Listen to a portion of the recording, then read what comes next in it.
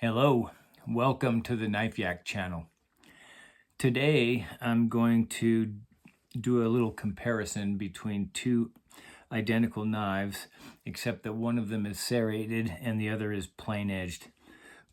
I'm going to use these two knives to demonstrate the advantages of a serrated blade for peeling and processing fruit and vegetables.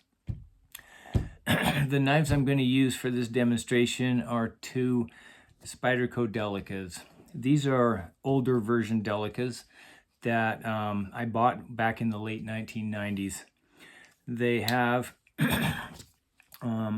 they're similar to the ones you get now, except that they have, obviously the steel is different. These were made with ATS 55 steel back in the day, and they have an interesting type of clip that has the screw that holds the clip in place is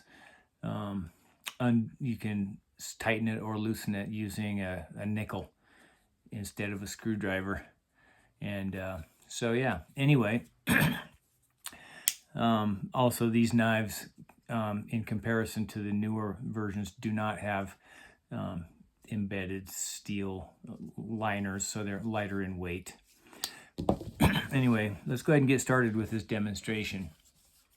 One of the things that's interesting about serrated blades generally is that they tend to have the grind for the serrations on the what we call the show side of the blade, and on the opposite side, of course, it's more like a chisel grind, right? So you only have the serrations on one side. I think they put them on the, I always thought this was the wrong side for the serrations because I'm right-handed, and I always think about how would I use this serrated knife if I were to like carve or whittle a stick. And you can carve and whittle with the serrated edge if it's sharp, as the Spyderco serrations generally are. But you have to engage in the cut at a slightly steeper angle. Now, I believe I've actually heard Sal Glesser, the designer of the Spyderco knives, say in one of the blade forums that I used to frequent that the serrations are not on that side just to make them look better when they're in the display case or photographed in knife magazines, but in fact, when you're cutting, as you're holding something in your hand and cutting downwards, having the serrations ground on what is then the left hand side of the blade, if you're cutting downwards and you're a right-handed person holding the object with your left hand, the serrations will naturally steer the knife away from your hand, and it can be safer for certain kinds of kitchen work and things like that. Now, what I'm going to demonstrate today is that these serrations being on what I consider to be the wrong side of the blade is actually a huge advantage if you're right-handed and you're going to peel, say, an apple or a potato or something similar. I have the two knives here, and I'm going to demonstrate the advantage of the serrations in this context. I'm going to start with the plain edge version of the knife. Let me get my plate here so I don't make too big of a mess. As I cut into the skin of the apple, the plain edge blade requires constant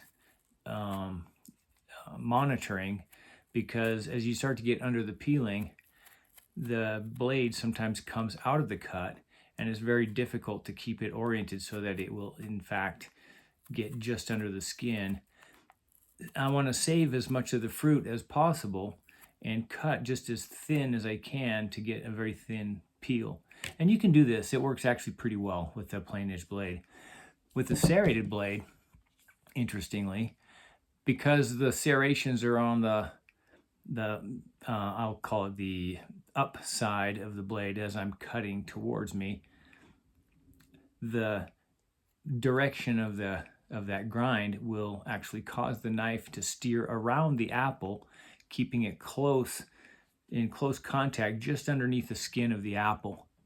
Now I'm going to demonstrate that here. I just kind of get it started, and as I steer it around, the blade naturally follows the curvature of the apple, and it lifts out. It lifts up a little tiny bit of skin, and I don't know if you can see this. I'll hold it up a little closer to the camera, but you can see that the skin of the apple is actually just barely riding over those serrations, and you can make a very thin peel, and the knife just naturally steers around, and it's actually kind of cool to watch. It just barely gets under the skin and just takes it right off. This apple's a little bit overripe, so it's not as, the peeling's kind of wrinkling up as I cut. But so I don't know if you can see this, but there's you can actually see the teeth of the blade right underneath the skin.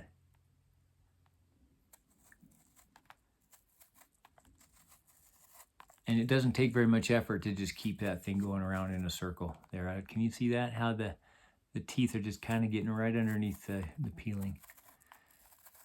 So you can make for very thin cuts.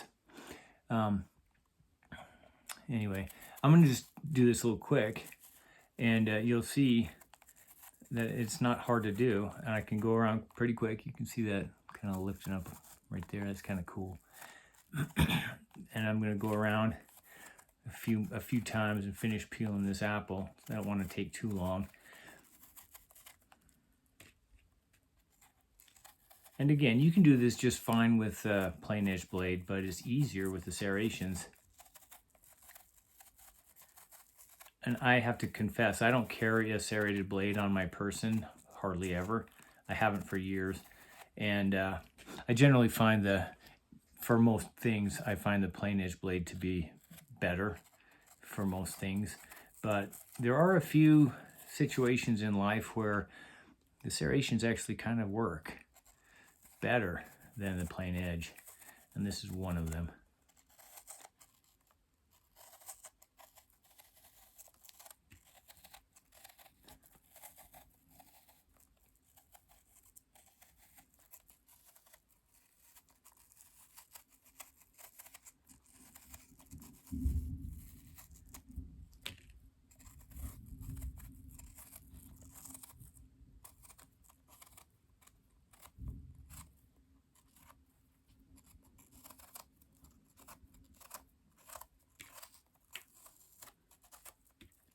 Yeah, this would work better if the apple was a little less ripe. But so now I've got the apple all peeled. That wasn't too hard to do.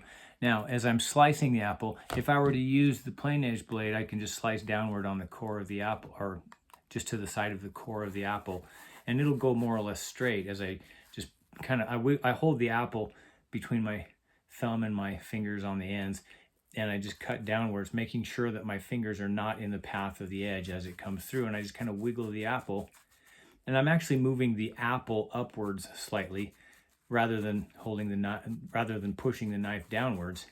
So when the apple when the slice starts to come off, it just falls under the plate like that. Okay, so nobody gets cut and life is good. I'm going to use the serrated one to do a similar cut, and you'll notice that it won't go as straight. I don't know, maybe you'll notice. Let me sit at a different angle. In this case, I can start by cutting straight down, and it's going to steer off to the right a little bit before I get to the end of the apple. It'll start to steer away just a little bit, and you'll end up with a curved, kind of a curved cut. My other cut was very straight, but this one is a little bit curved, and you can kind of see that, right? But it's curving away from my hand, so it's actually safer that way, right? So there you go. That's a little life hack.